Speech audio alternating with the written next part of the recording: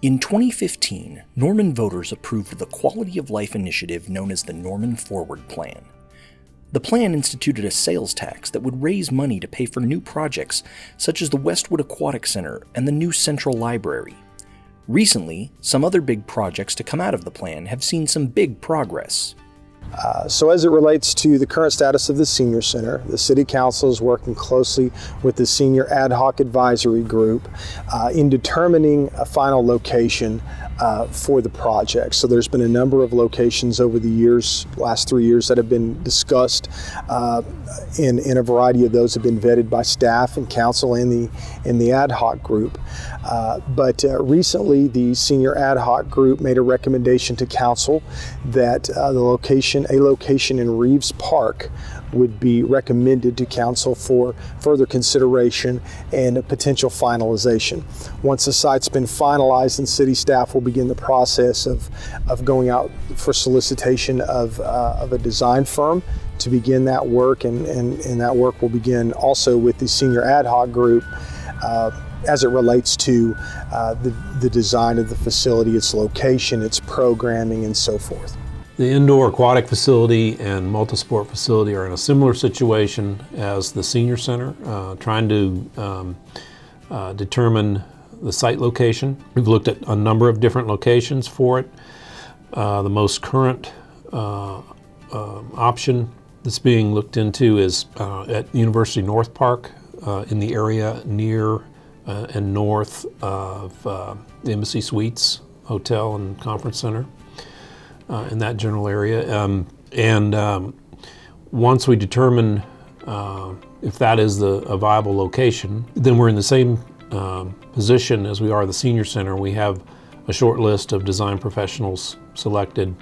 We'll do interviews and start a design process. The Norman's Public Library Central began construction in June of 2017, so it is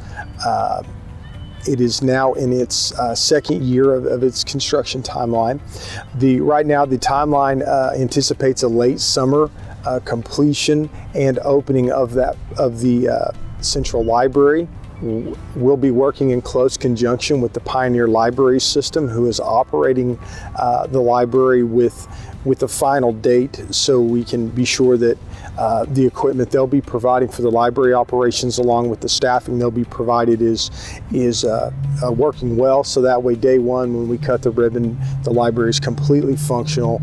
People can check out books and begin the process of utilizing the library. And so we anticipate that in late summer of this year. The indoor tennis facility is nearly complete. The structure is all in place. Electricity was one of the more recent major accomplishments that got completed. Got electric to the site, to the facility, and that has enabled all the air handlers to operate, and the lighting and everything, of course, which in turn allows the court surfacing to go in place. The contractor that's putting that on is now able to control the air quality inside the building, and which is going to help expedite the application and preparation of the surfacing. Once that's done, the facility's ready to open, and we expect probably another 30 days or so we'll be cutting a ribbon out there. For more information about the Norman Forward Plan, visit www.normanok.gov/cm/Norman-forward. The Americans with Disabilities Act, or ADA, is one of the most important laws to ever be passed in the United States. It establishes laws to protect disabled Americans from discrimination and imposes accessibility requirements for public spaces. The City of Norman takes the ADA very seriously and spent the last several years making many improvements to the services and accessibility it provides to its disabled community. Recently, Jack McMahon was hired as the city's first ADA technician in order to have someone guide ADA compliance and serve as an ambassador for accessibility issues. My history of ADA work is fairly unique. I have been a businessman most of my adult life. I was severely injured in a bicycle accident 15 years ago. I became severely disabled. I am a quadriplegic.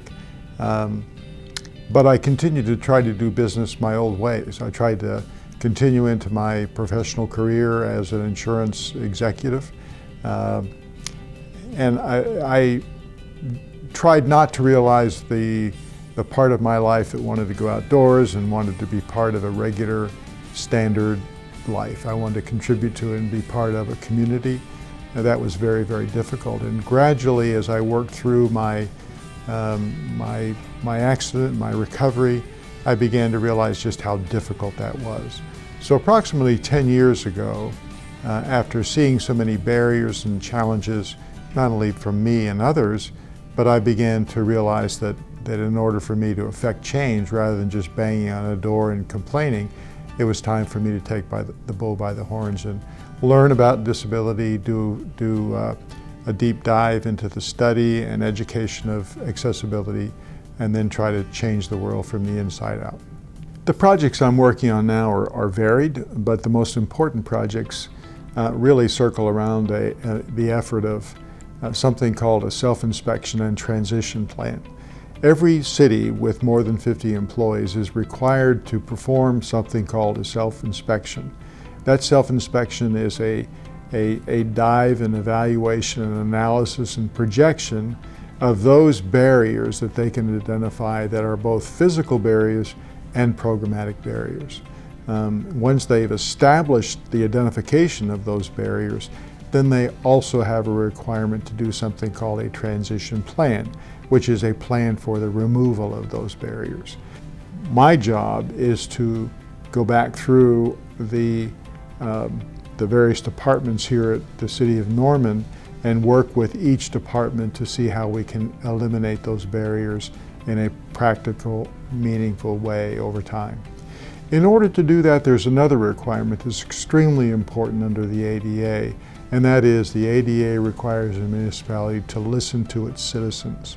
So another secondary, well, not secondary in importance, but a second one of my jobs is to form a citizen steering committee so we can galvanize the voice of the public, galvanize the voice of interested citizens to gather that information, identify what those issues, complaints, recommendations, or suggestions might be, and then blend them into the city's progress as we move forward. My focus is on trying to improve life for people with disabilities and all other people for that reason here in Norman.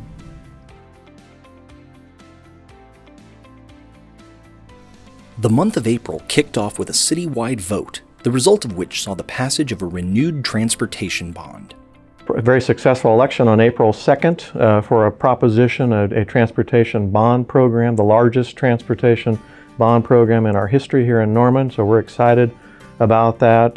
This involves $139 million worth of improvements on 19 different locations or corridors in the city. So we are thrilled with this. It is a 10-year program of work. So the first project actually rolls out as early as a year from now, so about 2020, summer or fall of 2020. And we very carefully sequence these projects over the course of those 10 years. Think about it in terms of a couple of projects a year over the 10-year period. The first project to come out in 2020 will be the Porter and Acres intersection improvements. This has been an intersection right in the core of Norman that has been a problem for years. It's a problem for pedestrians. It's a problem for traffic, very large high traffic corridor, lots of traffic accidents and so on there. And this now becomes the front door to our brand new Central Library project that is located just about a quarter mile west of that location. Another one that happens early on that is in what I would call the corridor category of projects, and that is Jenkins Avenue. So in the campus area, Jenkins Avenue from Lindsay Street south to effectively Imhoff Road. Very beautiful two-lane, tree-lined area, a beautiful part of the University of Oklahoma campus. But the development in the campus has exploded really along that corridor. You can see many new dormitories and parking structures and so on along the western boundary of the roadway. So we are growing fairly rapidly to the northwest and the southeast. So lots of these big corridor projects are centered in those areas, trying to, again, make sure that we have a transportation system that can support the new residential, commercial, and industrial growth in Norman. The city of Norman is home to 2 different courthouses, each with very different functions, and it can often be confusing to know where to go depending on what kind of service you need. Rhonda Guerrero has worked in Norman's Municipal Court for nearly 29 years, with 12 years as the court clerk, and she offers an excellent description of what the Municipal Court does. This is municipal, it's a criminal court. We are not a court of record, whereas district court, county, is a court of record, and they have more authority, more jurisdiction. Municipal court for the city, we file non-traffic, traffic, and parking. Whereas district court, they file misdemeanor criminal, they file probate, civil, they handle divorces, they file felonies, they have a drug court, mental court. They have much more authority. Also, their penalties are higher. That's the difference between municipal court and district court. The cases that come through municipal criminal court are non-traffic, traffic, and parking. A non-traffic would be assault and battery, public intox, any alcohol charge. Traffic citations would be your regular accident tickets, speeding, failure to devote full time and attention, and texting while driving. Our parking are no parking zone, parking over 24 hours, handicap tickets. My role as a court administrator is to oversee our day-to-day operations at municipal court. I assist the judge in the courtroom every day. I oversee personnel. I think the most important responsibility is to make sure that we provide service to the citizens. Good customer service, be knowledgeable about ordinances, be able to help them with any options and just any questions they may have about the process here at municipal court. We're here to serve the public. We're here to, even though you're in a situation where you may not want to come in, we try to help you through your situation and make it the most pleasant as it can be. The most important role I have is, of course, overseeing municipal court employees, but I have a wonderful staff that's here and they know that our job is customer service first. And people say, oh, you work at the court. How we can provide our service is that everybody's knowledgeable about their job. They're prepared to give all the options they need to help any person that comes in our office get through a difficult situation. So I feel very blessed and very proud to work with such great people that want to do a good job every day.